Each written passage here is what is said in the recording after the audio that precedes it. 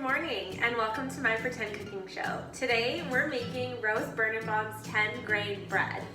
Now this bread is amazing. I made it for the first time on the weekend and oh my goodness, it was fantastic. So I'm going to make it again.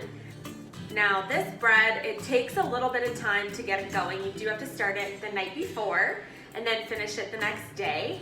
There's a little bit of some rest periods and stuff in there, so if you're gonna make it, give yourself some time, which we all have right now because we are stuck in quarantine and in our house, so what better time than the present? So let's get going. We're gonna take a trip back to last night. Okay, so we're just gonna get our bread started tonight. It's a little late, but that's okay. It's like 10:30, but we're just gonna give it a go because I would like fresh bread tomorrow. Okay, so for this recipe, you need 2/3 cup of flour. And then, so once you've got your flour in your mixing bowl here, you're gonna take a 1/4 teaspoon of instant yeast. So I just got this Red Star yeast from the grocery store, because yeast is a hot commodity because everybody wants to be a little baker now. So 1/4 teaspoon of yeast, and we're just gonna put that in there. And then you need 3/4 cup of water. So we're also just gonna put that in there. And then 1/2 teaspoon of honey. Just like so. And then we're gonna let this beat for a little bit here in our mixer for about 5 minutes because we just wanna aerate the starter, okay? So I'll get that going. Okay, so after about 5 minutes, this is what it's going to look like. You just want to get enough air in there so it's nice and fluffy and light. And we're just gonna turn the mixer off here. Okay, so step 2 is we are gonna get our grain mixture all together here. Now the recipe is a 10-grain recipe, but I can only find 6 grain, so 6 grain is what it is. So you don't have to go around collecting all the different grains. You can just buy the pre-made grain mixture here. So the recipe calls for 1/2 cup plus 2 tablespoons.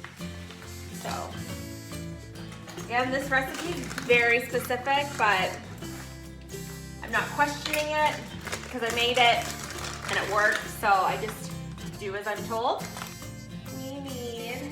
1 1/4 teaspoon of salt. Okay. And then we need our hot water.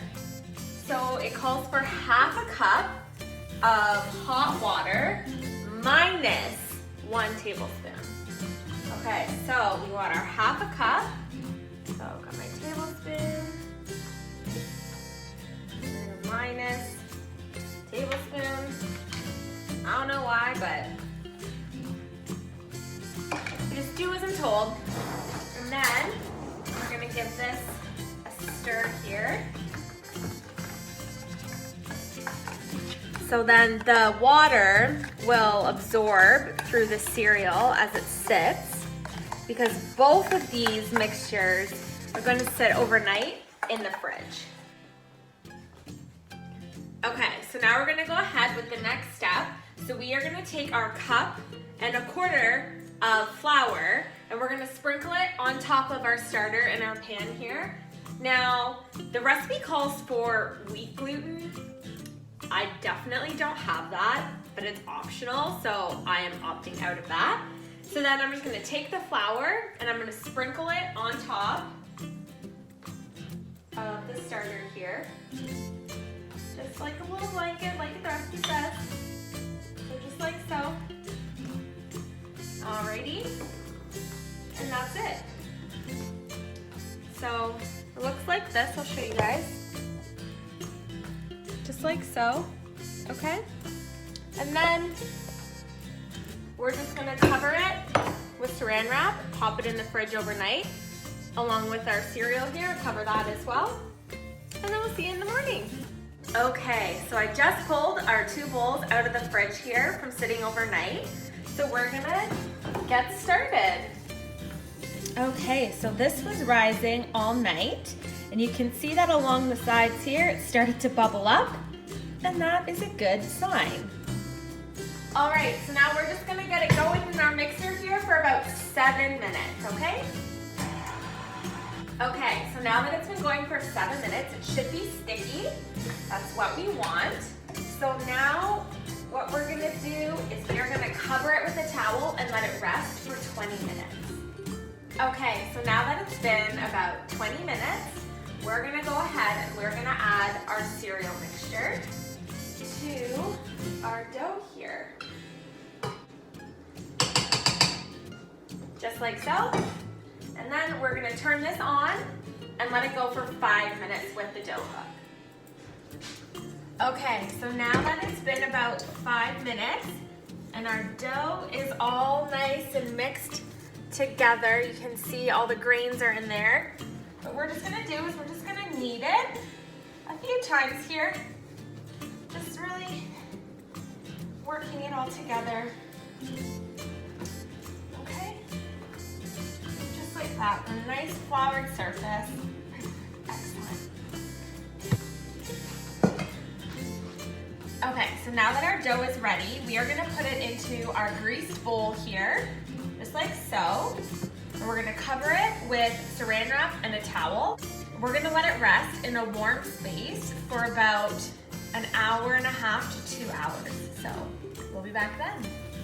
Okay, so this is after our first rise here. So what we're gonna do is we're just gonna knead it one more time.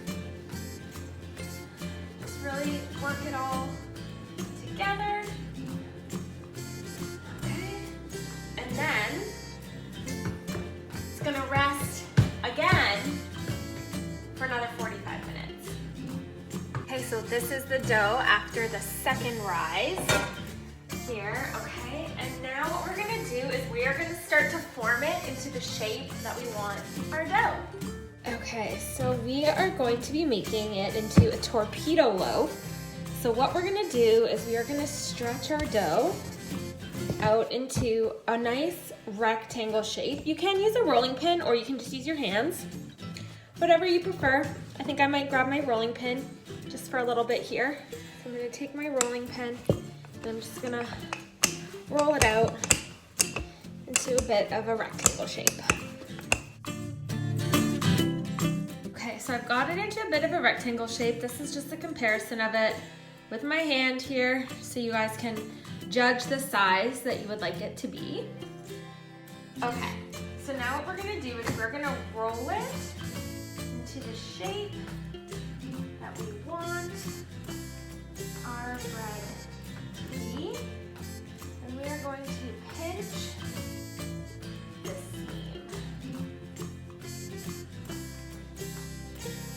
And I'm just gonna close the ends here and tuck them underneath. Okay. Now once you've got it into your shape here, so it's about the same length as the rolling pin from side to side here. And it's just a tiny bit fatter than the rolling pin, not a whole lot. Okay, so I've just gently laid the saran wrap on top of the bread. And now we're gonna let it rise for an hour. Okay, so I'll see you back in an hour. Okay, so the bread has been rising for an hour. So you can see it's a lot thicker now than the rolling pin than it was before. Okay, so now what we're gonna do is we're gonna slash into the bread here just a couple times. And finally, it's ready to bake. Okay, so with your oven set to 400, you're gonna put that in there and you're gonna make sure there's a second shelf because you need to put some ice in there as well underneath. Okay, so some of you are probably like, what's the ice for? The ice is to help keep the moisture in the oven to allow a nice crust to form on the bread. So you're gonna cook it for about 20 minutes, then you're gonna rotate the bread in the oven and you're gonna cook it for another 15 to 20 minutes more until the bread reaches 207 degrees Fahrenheit or 95 degrees Celsius, and you can test it with a thermometer, okay? Okay, so now that the bread is done, we're gonna let it sit here for about 10-20 minutes to cool off before we cut into it. Okay, it's all ready. It's still a little bit warm, but we're just gonna cut right in there. Yes. Look. Nice bread. Hear that crust crunch? Put some butter on there and eat it up. So good. Well, that concludes today's episode of my pretend cooking show, making our 6-grain bread. I hope you guys enjoy. Fresh. Love it. Cheers, guys.